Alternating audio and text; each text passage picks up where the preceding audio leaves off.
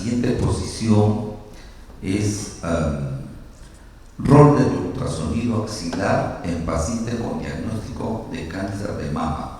Va a exponer la doctora Karina Pexe. La doctora Karina Pexe es médico cirujano, ginecóloga, especialista en diagnóstico por imágenes del Ministerio de Salud de la Nación de Argentina. Doctor en medicina de la Universidad Católica de Argentina, Buenos Aires, especialista en mastología de la Universidad Nacional de Tucumán, jefe de sección de diagnóstico e intervencionismo mamario en Buenos Aires, coordinadora de becarios de perfeccionamiento en diagnóstico por imágenes. Bueno, presentamos a la doctora Pexe para que nos pueda dar su exposición.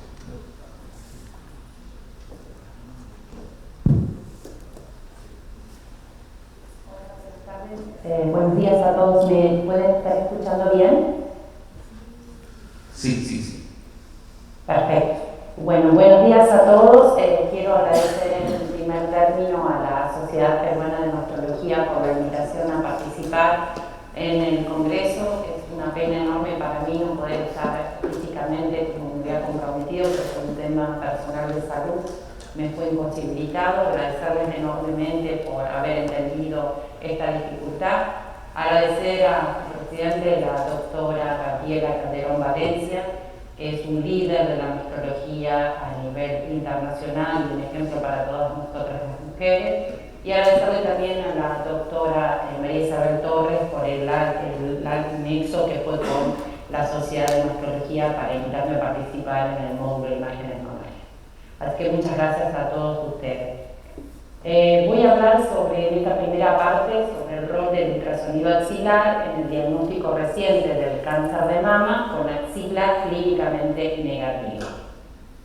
Trabajo en el Hospital Italiano de Buenos Aires, Argentina. Los objetivos de esta presentación serán que analicemos el rol del ultrasonido axilar en pacientes con diagnóstico reciente de cáncer de mama y axila clínicamente negativa, que nos puede aportar el ultrasonido axilar. El ultrasonido axilar es un método de imágenes que requiere experiencia y competencia. No importa quién es la especialidad o quién es el médico especialista que realiza el estudio axilar, pero sí la experiencia y la competencia. Y esto lo entendió muy bien la Sociedad Americana de Cirujanos, quienes realizaron un convenio con el Colegio Americano de Radiología.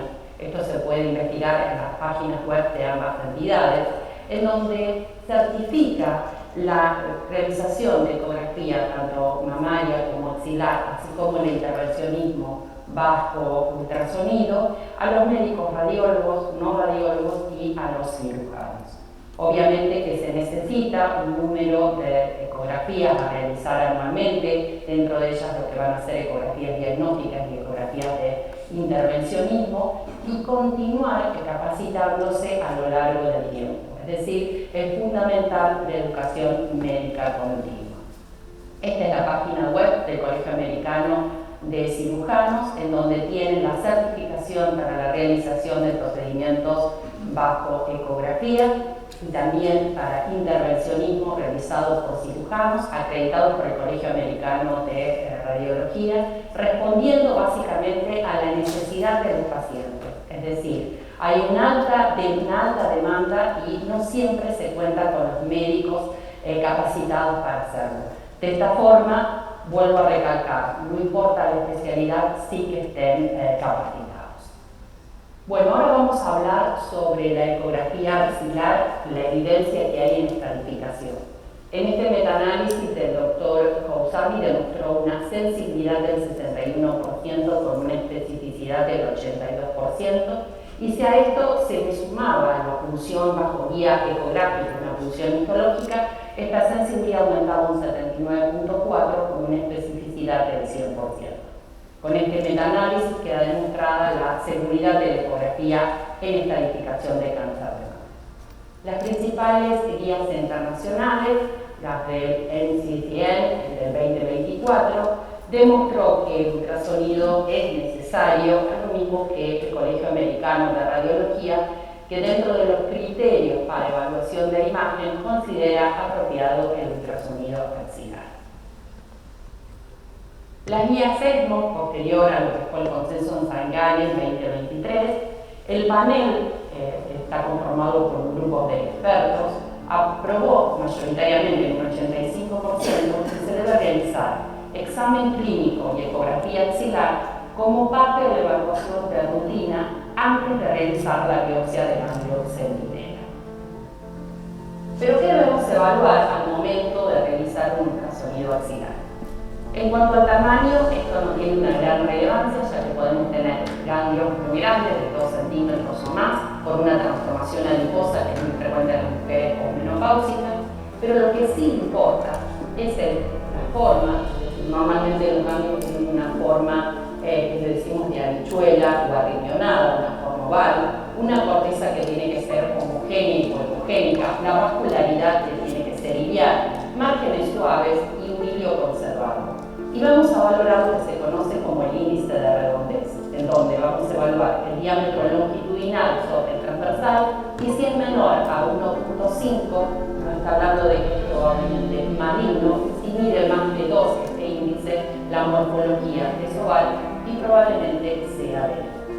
Estos son los esquemas de engrosamiento cortical que evaluamos en pacientes con diagnóstico reciente de cáncer de mama con axila clínicamente negativa, en donde vamos a evaluar que hay una corteza difusa de más de 3 milímetros, engrosamientos excéntricos, engrosamientos hacia el hilio casi obliterado en su totalidad o la pérdida total del hilio.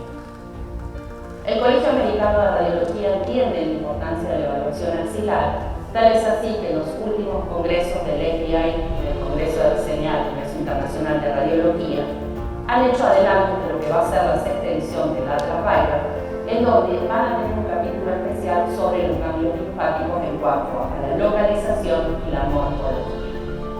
Van a incluir a todo lo que son ganglios intramamarios, tal como vemos en esta imagen, que deben tener esta apariencia normal, con una forma arriñonada, con una corteza homogénea, delgada, ortogénica, que está señalizada en la imagen en el modo B, con la flecha blanca, con un hilio ecogénico en su interior, y en el modo Doppler tenemos que ver la conservación iliar de la vascularización. Como punto a tener en cuenta, estos ganglios generalmente están mediales a un paso que podemos identificar también con el ecodoppler color. Si bien los ganglios intramamarios son más frecuentes en el cuadrante supraexterno de la mama, a tener en cuenta que podemos localizarlo en cualquier otra parte de la misma. Este año he publicado un libro que se llama Signos en imágenes mamarias, una guía práctica para radiólogos y no radiólogos, en donde describo signos que se encuentran en los diferentes métodos por imagen, pero puntualmente en el ultrasonido, que nos van a ayudar a identificar ganglios de aspecto sospechoso. En este caso, les estoy mostrando un ganglio señalizado con la flecha blanca que presenta indentaciones a nivel de lo que es la corteza hipogénica con un signo metafórico que se conoce como el signo de la mordedura de rata, que fue descrito por el doctor Tomás Stavros. En esta imagen podemos ver un cambio en el modo B, en donde vemos una corteza que es hipoecogénicamente heterogénea, vemos las indentaciones que presenta a nivel hacia la corteza, signo de la mordedura de rata, y a nivel de lo que es el modo B, el doble color, podemos ver la vascularización tortuosa que presenta a nivel de la cortical. Vemos vascularización periférica, todos estos con un alto valor predictivo positivo de metástasis. Esta es una ecografía del modo B, donde vemos indentaciones a nivel de la cortical, señalizada con la flecha, y un engrosamiento a nivel de la cortical de más de 3 milímetros. Esta es otra imagen que forma parte de este libro, en donde señalizo otro signo metafórico que fue descrito por el doctor Tomás Stavros para remedar a lo que es la oreja de este famoso personaje de Disney, de Mickey Mouse, en donde hablamos de un engrosamiento excéntrico de la corteza, recordando que las metástasis ingresan a través de sus pasos aferentes hacia la cortical y pueden provocar un crecimiento excéntrico que remeda a las orejas de Mickey Mouse. Acá podemos ver otra imagen ultrasonográfica en donde tenemos un engrosamiento excéntrico de la corteza, signo de la oreja de Mickey Mouse en el modo B, y en el modo Doppler vemos la vascularización tortuosa a nivel cortical. Obviamente el ultrasonido tiene la limitante, que es la operador dependencia, por eso es hincapié en la capacitación y en el entrenamiento de quien realice ese ultrasonido, pero también debemos conocer que otras limitantes que va a tener el método son el tamaño de las metástasis y el tipo histológico. Tamaño de las metástasis, si son micrometástasis o células tumorales aisladas, que no lo vamos a poder identificar con el ultrasonido, así como saber que el tipo histológico carcinoma lobular invasor tiene una tasa de hasta un 17% de falsos negativos en el ultrasonido. En el año 2018, con mi grupo de trabajo, hemos presentado un trabajo en el Congreso Internacional de Radiología de la RCNA sobre las nuevas tendencias en ecografía axilar. Este slide forma parte de esa presentación, en donde se había creado una gran controversia a partir de lo que fueron los resultados del trial Arrosov Z011. Recordemos que en este trial no se utilizó la ecografía axilar y equipararon la disección axilar con la biopsia de ganglio centinela con iguales resultados con hasta 2 ganglios positivos. Motivo por el cual se generó una gran controversia y las aguas se dividieron en quienes decían no es necesario realizar una ecografía axilar en pacientes con axila clínicamente negativa, y otros que defendían que sí, dentro de los que nos encontrábamos, y un poco el lineamiento que planteaba el profesor Humberto Veronesi, así como el profesor Foreste Yedid. En ese momento, en el 2018, sosteníamos que la ecografía axilar en pacientes con diagnóstico reciente de cáncer temprano era necesario porque permitían que clínicamente fuera necesario para diferenciar entre los pacientes que van a tener una carga tumoral baja de una carga tumoral alta. Así lo demuestra este trabajo que fue en un solo centro retrospectivo realizado por el grupo de la doctora Farrell, en donde demostró la importancia de realizar ecografías en pacientes con axila clínicamente negativa. ¿Por qué? Porque en este trabajo quedó evidenciado que si en la ecografía había un ganglio de efecto sospechoso, como media en la histología se encontraban 2 ganglios comprometidos. Si se había 2 ganglios de efecto sospechoso, 5 en la media en histología, y si había más de 2 ganglios, 9 ganglios comprometidos. Por lo tanto, la ecografía axilar sirve para determinar la carga tumoral. Ahora los invito a que podamos recorrer un poco cuáles son los principales trials, algunos ya tenemos resultados, con respecto a la incorporación de la ecografía axilar en pacientes con axila clínicamente negativa. Vamos a ver el trial Xenoman, en donde busca incorporar la ecografía axilar para evitar la disección axilar. En este caso, les señalé con amarillo las diferencias que existen con lo que fue la randomización del trial Z011 para decir que hasta con 2 ganglios de centinelas positivas es posible evitar la disección axilar con seguridad oncológica. Este trial, que comenzó a enrolar en el 2015, incluyó pacientes con tamaños tumorales hasta T3, a diferencia del Z011, ecografía axilar preoperatoria, cosa que el Z011 no había incluido, y también incluyeron en la evaluación a pacientes que no solo iban a ir a terapia conservadora, sino también a una mastectomía. Establecieron que si en la ecografía había ganglios de efecto sospechoso, tenía que hacerse la biopsia, y si había hasta 2 ganglios comprometidos, podían participar y entrar dentro de la línea de biopsia de ganglio centinela y evitar la disección axilar. Estos resultados de este trial de no inferioridad, cuyo ratio de recurrencia o de muerte sería establecido con un intervalo de confianza inferior a 1.44, tuvo su publicación en abril del 2024 en el New England, en donde podemos ver que las tasas de los ratios fueron de 0.89. con una P estadísticamente significativa, es decir, muy por debajo de lo que fue el intervalo de confianza. Esto demuestra que es seguro omitir la disección axilar hasta con 2 ganglios centinelas positivas. Cuando analizamos las tasas de recurrencia libre de enfermedad, vemos que las curvas están casi pisadas, con una sobrevida libre de enfermedad a 5 años para el grupo de disección axilar versus biopsia de ganglio centinela muy equiparables, sin diferencias estadísticamente significativas. Ahora veamos la incorporación del ultrasonido axilar para lo que es la desescalada quirúrgica para evitar la biopsia de ganglio centinela. Estos son todos los trials que ya tenemos resultados, los más conocidos es el trial SOUND. El trial SOUND, que fue liderado por el profesor Arete Gentilini y Umberto Veronesi, este es un trial en donde proponía un objetivo aleatorizado multicéntrico controlado de no inferioridad fase 3 como objetivo principal determinar la supervivencia libre de enfermedad a distancia. Los criterios de inclusión eran pacientes con tamaños tumorales menor a 2 centímetros, con axila clínicamente negativa, paciente de cualquier edad, que fuera una cirugía conservadora más radioterapia y se les proponía hacer una ecografía axilar. Si la ecografía axilar era negativa, se randomizaban con una randomización 1 a 1 a biopsia de ganglio centinela versus control imagenológico con ultrasonido. Si durante la ecografía en esta axila clínicamente negativa aparece un ganglio de sospecha, se hace la punción con aguja fina y si es positiva queda excluida, si es negativa continuaba en la randomización. Así se randomizaron 1.463 mujeres, 708 para hacer biopsia de ganglio centinela y 697 para no ir a cirugía.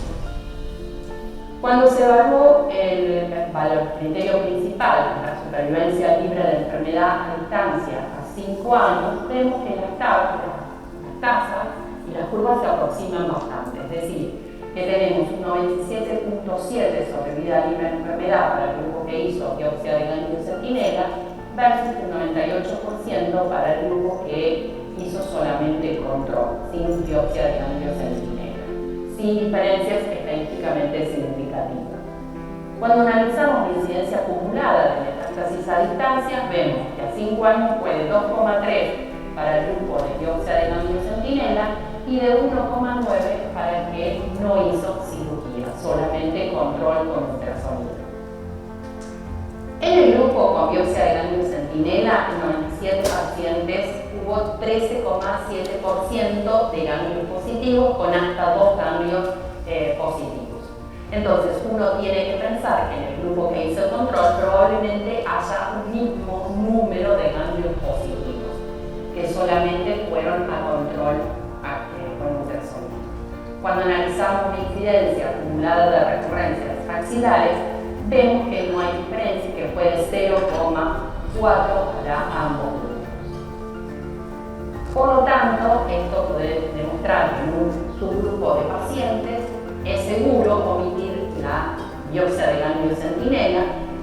Como método podemos decir que si bien ha dado buenos resultados, podemos decir bueno, que estos tumores eran en pacientes muy seleccionados, con tamaños tumorales menor a 2 centímetros, con una hormonodependencia, y que son tumores que generalmente no van a recidivar dentro de los 5 años. Los autores esto lo reconocen y dicen, bueno, vamos a seguir con el control y vamos a publicar a 10 años. Entonces, falta tiempo para ver si esto realmente es así.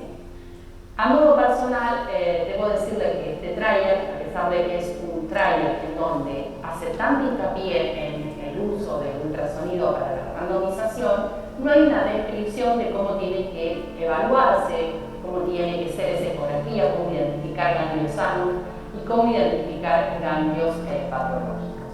Que sí he visto que después otros trials sí describen, para sobre todo cuando uno busca esto después reproducir en la práctica diaria. Este trial INSEMA es un trial prospectivo multicéntrico alemán-austríaco que también busca ver si se puede omitir la biopsia de ganglio centinela para y mantener así la seguridad oncológica. Objetivos: sobrevida global, sobrevida libre de enfermedades y recidiva locales. Acá, a diferencia del trial SOUND, incorpora hasta tamaños tumorales de T2, también a pacientes con cirugía conservadora y radioterapia. La diferencia es la randomización, en vez de 1 a 1 como fue el trial SOUND, acá es 1 a 4, 1 para hacer control y 4 para biopsia de ganglio centinela. Y aquellas que van a ir a control se va a hacer examen físico cada 6 meses durante un periodo de 36 meses y después pasarán a controles anuales. Las mamografías y las ecografías de los controles van a ser anuales y en caso que la paciente tenga síntomas o que el investigador lo considere, puede sentirse con la libertad de solicitar algún otro estudio adicional. Este trial POP 2013-08 es un trial multicéntrico aleatorizado prospectivo de no inferioridad holandés, es uno de los más completos. ¿Por qué? Porque busca también responder si se puede omitir la biopsia de ganglio centinela en pacientes con axila clínicamente negativa, utilizando a la ecografía axilar. A diferencia del trial SAM, incorpora pacientes con tamaños tumorales T2, también aquellos que van a ir a una cirugía conservadora con radioterapia, y en este trial describen que si la paciente tiene una axila clínicamente negativa, le hacen el ultrasonido y si hay ganglios de efecto sospechosos pueden ser biopsiados con aguja fina y con aguja gruesa, a diferencia del trial SAM. Y este trial sí hace una descripción minuciosa de cómo debe ser la identificación de los cambios de aspecto sospechoso de metástasis, como el engrosamiento cortical, la relación de eje corto, es decir, que adopten una apariencia redonda, el borramiento o reemplazo del ilio y el flujo sanguíneo no iliar, que es lo que les mostré como flujo cortical. En caso de que la ecografía identifique más de un ganglio de aspecto sospechoso, la biopsia tiene que ser realizada en el ganglio de mayor sospecha. Todavía de este trial no hay resultados. De todos los trials que están registrados, a mi criterio personal, este es el más completo, es el trial Nautilus, es un trial coreano, en donde completo en el sentido de que hace una descripción muy minuciosa sobre cómo tiene que ser la característica del ganglio normal, de baja sospecha y alta sospecha en el ultrasonido. Este trial también incorpora pacientes con tamaños tumorales T1 T2, axila clínicamente negativa y quienes van a ir a una cirugía conservadora. Hacen ecografía axilar, si es negativa los randomizan con una randomización 1 a 1, al igual que el trial SAM. Si es positivo quedan excluidos, pero si hay ganglios con aspecto sospechoso, bajo o alto, van a ser biopsiados. La biopsia puede ser con aguja fina o aguja gruesa. Si son negativos pueden pertenecer a la randomización y si es positiva obviamente quedan excluidos. La apariencia normal que los autores describen es la forma oval, los márgenes suaves, una corteza menor a 3 milímetros. De bajo grado de sospecha que tenga una corteza con engrosamiento focal o difusa mayor o igual a 3 milímetros.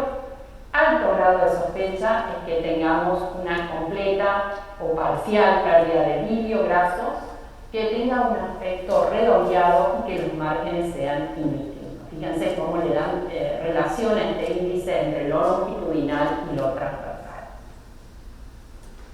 Una pregunta que nos hacemos es qué lugar va a tener inteligencia artificial en el ultrasonido axilar. Debo decir que todos los software que hoy están aprobados por la FDA fueron entrenados con lesiones mamarias, no con el ultrasonido axilar. Se están realizando entrenamientos y seguramente, así como hoy lo es en la mama, va a ser una herramienta en el soporte de toma de decisiones al momento de evaluar la ecografía.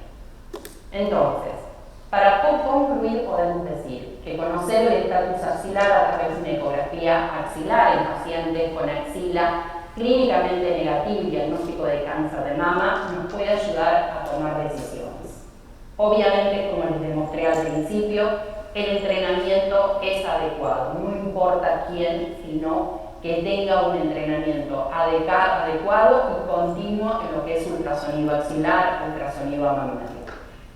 Considerar que la ecografía es una herramienta clave que nos permite diferenciar entre baja carga y alta carga, que nos va a permitir tomar decisiones y en base a la luz de los resultados del trial SAM, en algún grupo seleccionado de pacientes, tamaños tumorales menor a 2 centímetros, con receptores hormonales positivos y axila clínicamente negativa, quizás podamos evitar la biopsia de ganglio centinela.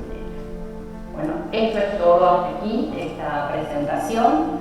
No sé si hay lugar a preguntas o puedo continuar con la próxima presentación.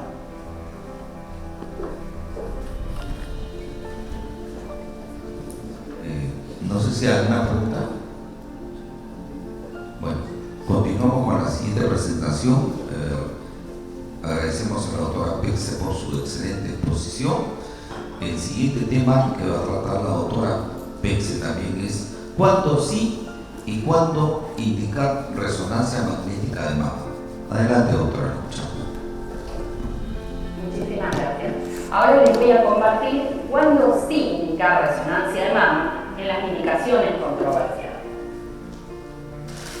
Bueno, estas son todas las indicaciones de la resonancia de mama en donde no hay ninguna discusión y estamos todos de acuerdo que es aceptada y que vamos todos para allá. Pero hay controversia en lo que fue la primera indicación de la resonancia de mama, que es la estadificación, para resolver problemas y en la mama densa. El objetivo entonces es que analicemos la evidencia de estas indicaciones que son más resistidas o controvertidas en la práctica diaria. Veamos en estadificación. De todos los métodos que hoy disponemos, mamografía, ecografía y resonancia, no hay lugar a duda que la resonancia es el método que mejor estadifica en cuanto a lo que es el tamaño tumoral equiparable con la anatomía patológica. Este trabajo en el New England demostró que la resonancia magnética logra detectar tumores adicionales entre un 15 o un 27% de los casos, detecta cáncer contralateral sincrónico entre un 3 a un 6%, con un valor predictivo negativo de un 99.8%. No obstante eso, hubo numerosos trabajos prospectivos como el CONEMED en MONET, en donde hicieron grandes objeciones a la resonancia en forma de estadificación, ya que aumentaba la tasa de mastectomías innecesarias. Hoy sabemos que todos estos trailers tenían numerosos sesgos de lo metodológico, ya que no había suficiente entrenamiento en la lectura de la resonancia, no había biopsia histológica de aquellos pocos adicionales que detectaba la resonancia e iban directamente a una mastectomía. Este metaanálisis, que es reciente del 2023, podemos ver que hay un impacto en lo que son las tasas de reoperaciones y en la disminución del cáncer metacrónico bilateral. Es decir, que podemos ver a través de este metaanálisis que podemos reducir con la resonancia magnética nuclear los márgenes positivos, las tasas de reoperaciones, disminuir la tasa de recurrencias y mejorar la detección sincrónica, que muchas veces estos cánceres se iban a detectar en forma más tardía. Sin embargo, debo decir, esta indicación sigue siendo controvertida, no todos los papers se van a poner de acuerdo. Detectar más lesiones adicionales, aunque confirmemos que realmente sea cáncer, esto no siempre se va a traducir en mejores resultados clínicos. Hasta la fecha, la detección de más enfermedad en la resonancia magnética no se ha traducido en mejores resultados a largo plazo, motivo por el cual nosotros revisamos las guías principales difieren ampliamente en sus recomendaciones.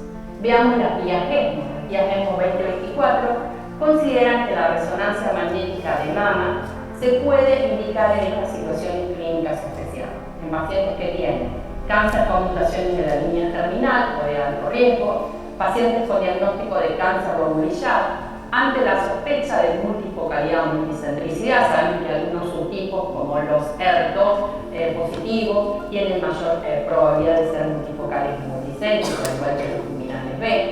Cuando hay discrepancia entre lo que vemos en las imágenes convencionales y lo que el médico está palpando en la clínica, cuando vemos que tenemos hallazgos en los exámenes convencionales que no son concluyentes, cuando suponemos que tiene un tumor oculto de mama o cuando la paciente tiene implante.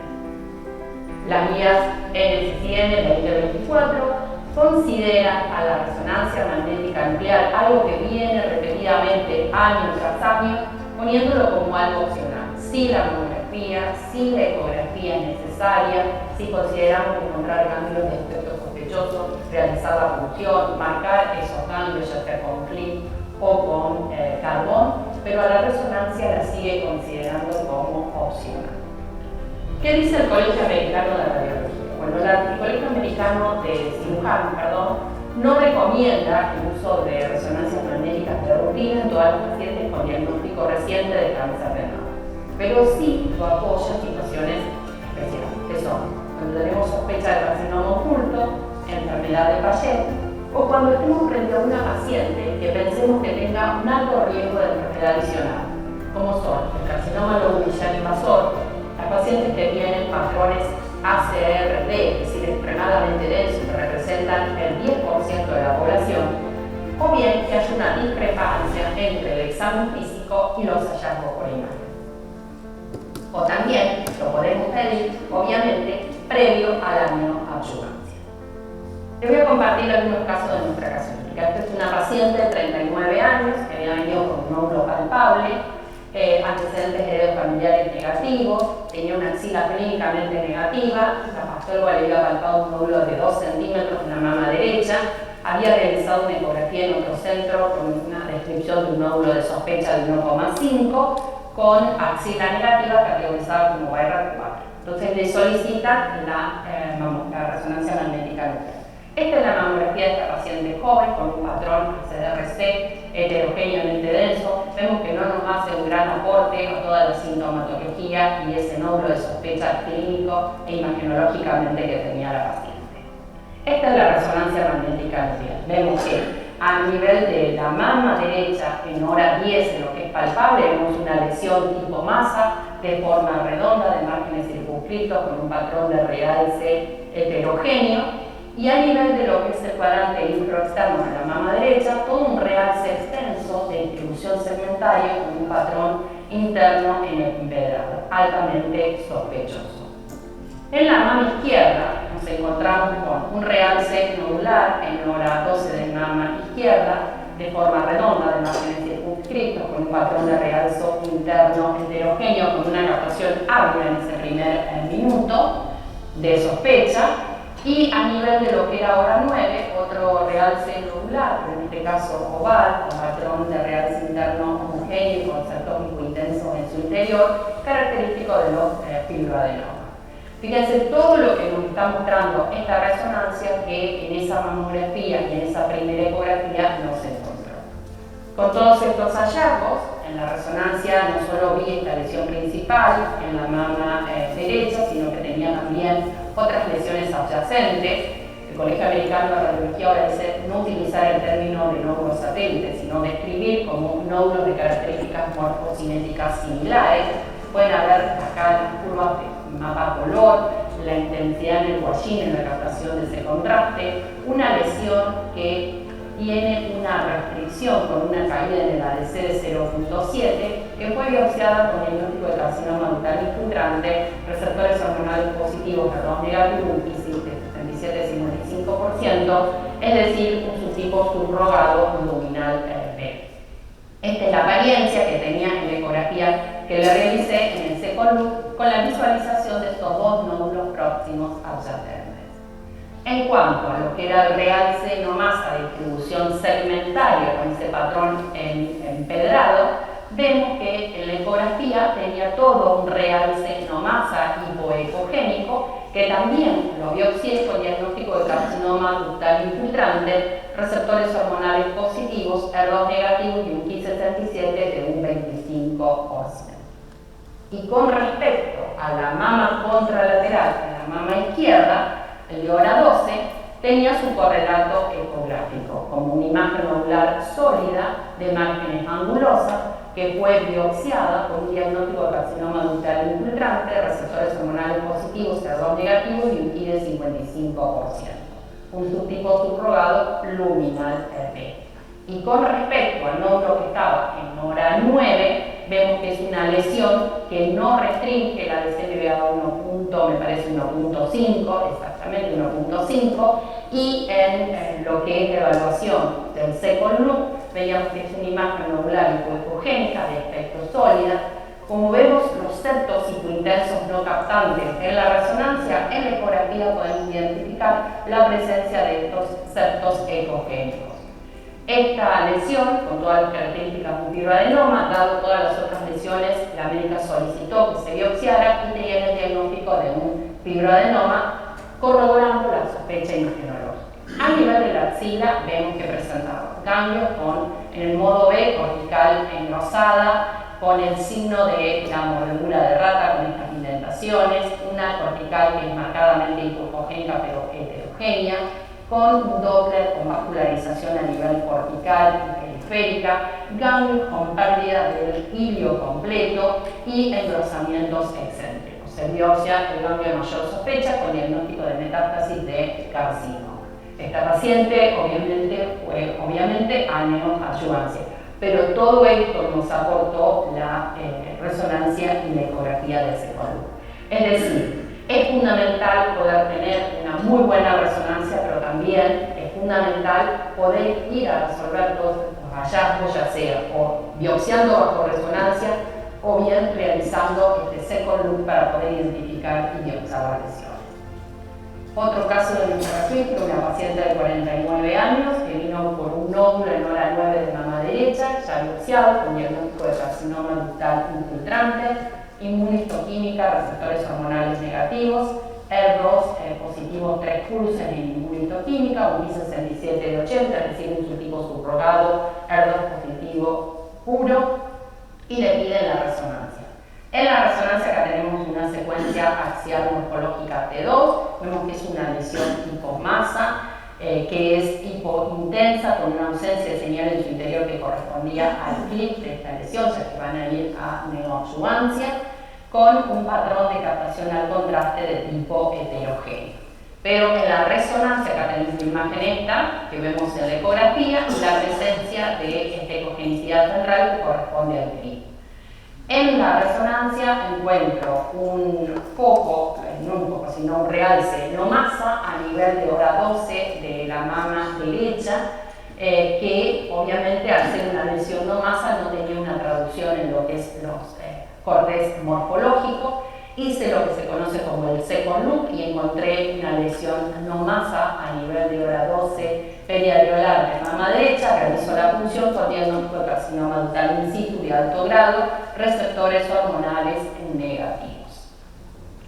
Este es otro caso de una paciente de 46 años con un nódulo palpable en hora 9-10, con una mama de fácil lectura, CRB, en donde tenemos un nódulo en el cuadrante superior externo de la mama derecha señalizado con el círculo blanco, de márgenes indistintos. Esta paciente había realizado una ecografía en donde le habían descrito esta imagen nodular hipogénica heterogénea de márgenes microlobulados con ganglio con pérdida de la región corticoiliar, había realizado la punción con diagnóstico de carcinoma ductal infiltrante tipo NOS, inmunistoquímica de receptores hormonales negativos, 3 cruces del ER2, o sea que era un ER2 positivo con un Ki del 40%. Esta paciente viene a realizar la resonancia, que la conozco, y podemos ver las voluminosas adenomegalias que presentaba en lo que es el nivel 1 de ver con pérdida de esta relación corticoiliar. A nivel de lo que es hora 9 de la mama derecha, en este cuadrante superior externo, podemos ver en los morfológicos una lesión tipo masa de forma y márgenes irregulares, hipointensa, y una segunda lesión en hora 10. Acá podemos ver que hay algunas imágenes hiperintensas alrededor de la lesión, que en este caso puede ser atribuido también a la punción reciente. Esta T2-FATSAT nos sirve para evaluar algún biomarcador como es el edema peritumoral. Podemos buscar a ver si hay edema a nivel de la gasa premamaria y a nivel de lo que es el músculo prepectoral. Entonces, en las secuencias dinámicas, en estos primeros 90 segundos post inyección del contraste, vemos una lesión tipo masa que tiene forma y márgenes irregulares en hora 9 de mama derecha, y una segunda lesión de similares características morfocinéticas, y a nivel de lo que es el cuadrante infero-externo, un extenso realce no masa de distribución segmentaria con un patrón de realce en anillo. Y vemos la captación que presentan los ganglios axilares. Acá tenemos la lesión que estaba ya biopsiada con diagnóstico, con una restricción en la difusión, con una DC de 0,9.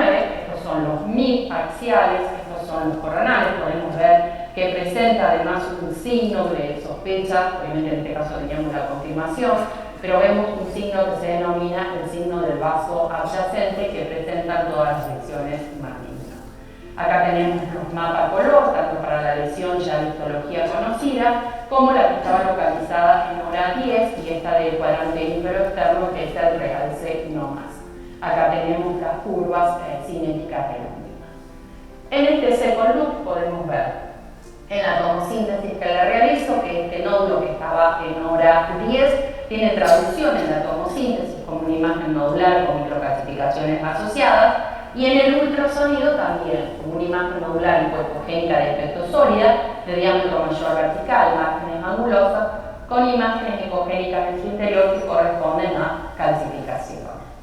Estas son las imágenes de la lesión principal de histología conocida. Mido la distancia hacia la segunda lesión que está en hora 10 y busqué lo que es la lesión que estaba en la lesión no masa del cuadrante ínfero-externo con este realce en anillo de distribución segmentaria, que también tenía una traducción a nivel de lo que es la ecografía como un realce no masa, con imagen inclusive que teníamos tubulares anicogénicas como si fueran ductales, y se hace la punción y nos da diagnóstico de carcinoma ductal invasor de tipo NOS ER2 positivo con carcinoma ductal in situ asociado. Recordemos que el ER2 se asocia frecuentemente con el carcinoma ductal in situ. Obviamente esta paciente también fue candidata posterior a esta estadificación a neoadjuvancia. Este es un caso de una paciente de 51 años con un patrón ACRC.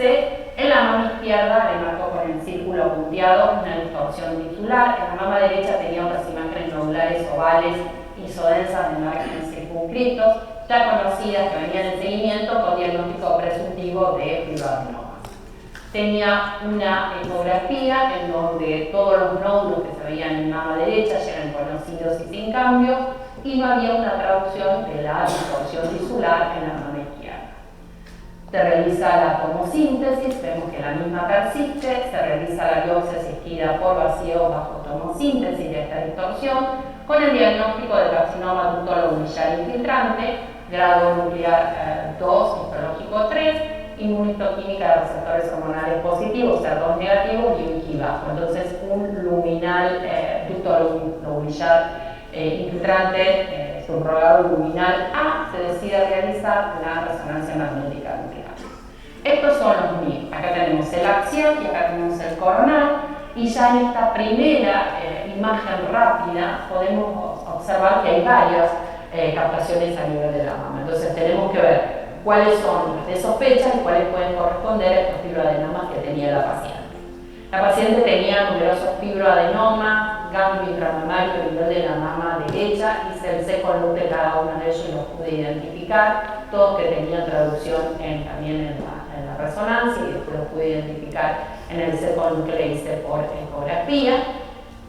Y de sospecha teníamos el ya biopsiado, que era localizado en el cuadrante ínfero externo con una restricción en la difusión con una DC de 0.8, ya teníamos el diagnóstico histológico, pero en la mama derecha, en hora 9, encuentro un realce que se diferenciaba de los realces dados por los fibroadenomas, porque tenía una avidez en la captación con una captación heterogénea al contrario. Entonces tomo todos los reparos, la medida hacia el pezón, hacia la piel, hacia el músculo pectoral, lo mismo en estos sagitales, y esto me permite después ir a buscarlo en este second look ecográfico, que me permitió, dado que la paciente además tenía numerosos fibroadenomas, medir las distancias que había en la resonancia de los fibroadenomas a la captación de sospecha para ir a buscarlo e identificarlo en este second look. Se identifica en el second look como una imagen nodular hipoecogénica de efecto sólida, fíjense, con márgenes bien angulosos, que fue biopsiado, y el diagnóstico fue de un carcinoma ductal infiltrante, papilar y primiforme, con inmunistoquímica de receptores hormonales positivos y un Ki de un 10%. Es decir, que nos permitió conocer que esta paciente tenía un cáncer bilateral sincrónico, como sabemos los bulillares son más frecuentes, y a esta paciente se le pudo ofrecer la posibilidad de hacer en el mismo tiempo una cirugía bilateral conservadora. Entonces, resumiendo, la evidencia apoya el uso de la estadificación en la práctica diaria en pacientes con subtipo histológico lobulillar invasor, pacientes con mamas densas, pacientes jóvenes, que generalmente van a tener una mamografía con patrón denso, discordancia entre el examen clínico y las imágenes convencionales, algunos subtipos moleculares con mayor riesgo a multifocalidad, carcinoma ductal in situ como el ER2, pacientes que van a ir, ya porque lo decidieron, a una mastectomía conservadora del complejo alveolar pezón, o bien aquellas pacientes que van a recibir una radioterapia intraoperatoria o braquiterapia. Pero bien, como ha dicho un premio Nobel, de la teoría, teóricamente, en la teoría es igual que en la práctica, pero sabemos que a veces en la práctica no ocurre lo que dice la teoría. Entonces, en la práctica diaria, ¿qué deberíamos hacer? Deberíamos indicar resonancia si cumplimos con todos esos criterios que detallé, y también si tenemos la capacidad de resolverle a la paciente, no de crearle más problemas, sino de resolverle. Tenemos que ser capaces de realizar un excelente ecografía ecográfico para poder biopsiar todos estos hallazgos que puede encontrar la resonancia, ya que muchos serán hallazgos sospechosos, pero también muchos otros serán hallazgos benignos y no someter innecesariamente una mastectomía a una paciente, y obviamente contar con la biopsia bajo resonancia. Ahora pasemos al capítulo de la mama densa. Esto surgió principalmente a través de la publicación de Trial Dance, que esta fue la primera publicación de lo que fue la inscripción del Trial Dance, que es un trial holandés, en donde invitaron a pacientes entre 50 a 75 años con patrones extremadamente densos, es decir, con un patrón ACR-D a participar. Acá la randomización dice ensayo controlado y autorizado multicéntrico fue de 1:4, es decir, si la paciente tenía una mamografía patrón ACR-D y era negativa, es decir, no había ningún hallazgo de sospecha, se le invitaba a participar. Y la randomización para la rama 1 era resonancia y para el grupo 4 era solamente continuar con los controles con mamografía, que como es un trial europeo se hace el screening en pacientes asintomáticas cada 2 años. En esta primera publicación de New England, en donde se hace muestran los resultados de lo que fue su publicación de su primera ronda, encuentran que tienen menor tasa de cáncer de intervalo aquellas pacientes que formaron parte del grupo de resonancia de mama, de 2,5 por cada 1000 exámenes, versus el grupo que solamente hizo la mamografía, que fue de 5 cada 1000, con una diferencia obviamente de 2,5 por cada 1000 exámenes en menos la tasa de intervalo. Cuando se ajustaron, se hicieron el análisis realmente de aquellas mujeres que fueron invitadas a participar al trial y que realmente aceptaron y participaron e hicieron la resonancia magnética nuclear, porque obviamente los pacientes pueden negarse a participar o por ahí tienen claustrofobia, la tasa de detección del cáncer en las mujeres que tenían mamografías ACR-D negativas y que se hicieron la resonancia, la tasa de detección de la resonancia fue de 16,5 cánceres por cada 1000 exámenes de detección.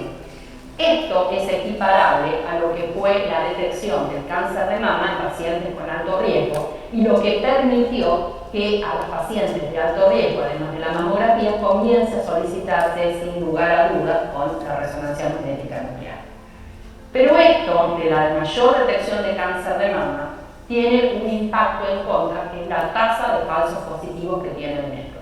En esta primera ronda, ellos publicaron una tasa de falsos positivos de un 79,8% cada 1000 pruebas de detección, que no es para nada poco apreciable. Veamos esta segunda publicación, en donde ya presentan los resultados de la segunda ronda, en donde analizaron a un subgrupo de pacientes que habían realizado la resonancia, que fueron 3.436 mujeres, en donde vemos que la tasa de detección de cáncer, que era de 15,6, bajó a 5,8 cada 1000, y la tasa de falsos positivos baja considerablemente. Acá le hice un comparativo entre lo que fue la primera ronda del Trial Dance con la segunda ronda del Trial Dance. Vemos que en la primera ronda fue de 16,5, pasó a 5,8, esto quiere decir que los cánceres que se detectaron en esa primera ronda eran significativos, y la tasa de falsos positivos cae considerablemente, de un 79 y a favor, ¿no? De un 79,8 a un 26,5%. ¿Esto por qué se da que cae la tasa de falsos positivos? Porque, bueno, los que van a leer esa resonancia ya cuentan con una resonancia previa, entonces si veían que ya había un alguna captación, algún poco realcenomasa en ese primer ronda que les había dado sospecha, ahora al tener un comparativo y ver que pasados esos 2 años se mantenía exactamente igual, les baja la sospecha y por eso les baja la tasa de falsos positivos. Este trial dio lugar a que en Holanda los diputados dijeron, bueno, a todas las pacientes hay que salir a recomendarles la resonancia magnética nuclear que tienen patrones ACRD. Lo que pasó fue que en la realidad no hay un número de resonadores que pudiera responder esta demanda, motivo por el cual tuvieron que dar marcha para atrás.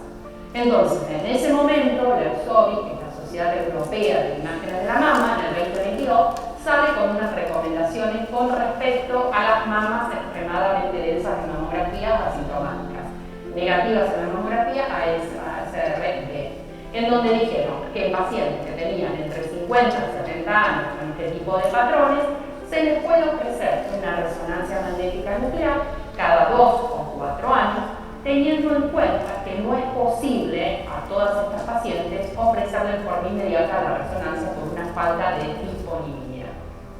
Bien, este año recientemente, en junio, sale publicado un artículo de la misma EUSOBI en donde hace una revisión de todos los programas de screening y puntualmente la recomendación de la resonancia en pacientes que tienen patrones de ACRD. Y fíjense que ahora la recomendación pasa a ser a cada 2 o 3 años recomendar la resonancia en patrones ACRD con una evidencia nivel 1 y aclaran que la resonancia puede no estar disponible o puede ser que la paciente no desee realizar esa resonancia o tenga claustrofobia, entonces sugieren que puede ser el ultrasonido mamario una opción a esa resonancia con contraste. Este artículo que les recomiendo de lectura es un artículo del doctor Sardanelli, en donde habla de la paradoja de la resonancia en pacientes con mamas densas en el screening y lo compara con la instalación del screening de alto riesgo para la población seleccionada.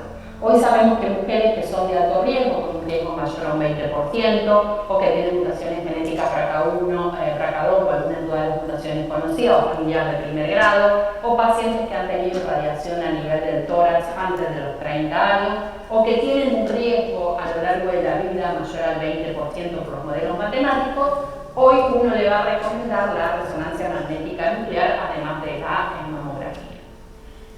Esta indicación de la resonancia en pacientes de alto riesgo surgió de todos trabajos prospectivos, pero ninguno de ensayos clínicos controlados aleatorizados, como sí fue el trial DENSE, en donde es prospectivo randomizado. Entonces, en esta publicación compara el screening de alto riesgo para mama densa versus alto riesgo y dice, redujo la mortalidad, ninguno de los dos hasta ahora pudo demostrar que redujo la mortalidad. La reducción del carcinoma de intervalo, los trabajos que han publicado sobre alto riesgo, ninguno demostró reducción del cáncer de intervalo, pero sí lo hace la mama trial dense con la mama densa. Con respecto a si después de haber hecho toda esta evidencia hay recomendaciones en la práctica diaria y adopción en los sistemas de salud, sí para lo que es alto riesgo y no para la mama densa. Pero no se puede adaptar en la práctica diaria porque no hay disponibilidad suficiente de resonadores, motivo por el cual hay numerosos trials en marcha donde están evaluando la posibilidad de estas pacientes ofrecerles la mamografía contrastada, pero bueno, tendremos que esperar. En cuanto a la utilización de la resonancia para la resolución de problemas, acá quiero hacer hincapié porque a veces se genera mucha confusión al momento de solicitar la resonancia cuando no tiene realmente indicación. La resonancia para resolver problemas lo vamos a hacer para aquellos casos en donde hay un BR4 en mamografía o en ecografía, es decir, en los métodos convencionales, que quisimos ir a biopsiar y no lo pudimos identificar, ya sea porque la imagen de la ecografía la hizo otra colega y no la puedo reproducir en la práctica diaria, o bien porque veo la imagen en la mamografía convencional, voy a la estereotaxia y no la puedo reproducir, ya sea que no la puedo reproducir o porque está muy posterior y no la puedo biopsiar. Entonces aquí sí nos es útil la resonancia magnética nuclear por su alto valor predictivo positivo o negativo, que llega entre un 97 a un 100%. Pero pedir una resonancia para resolver problemas, como por ejemplo microclasificaciones, que son de morfología y distribución sospechosa en la mamografía, y son un bypass 4, y yo las pudiera biopsiar bajo estereotaxia o tomosíntesis, y le pido una resonancia, la resonancia puede ser negativa, y esto no me va a quitar la indicación de la biopsia asistida recién esa microclasificación de sospecha. Entonces, punto importante, la resonancia magnética se debe utilizar cuando el hallazgo que veo en mamografía o en ecografía no lo puedo biopsiar por objetos convencionales y quiero tener algo para garantizar de que realmente esa lesión es negativa. A modo de conclusión, a pesar de las claras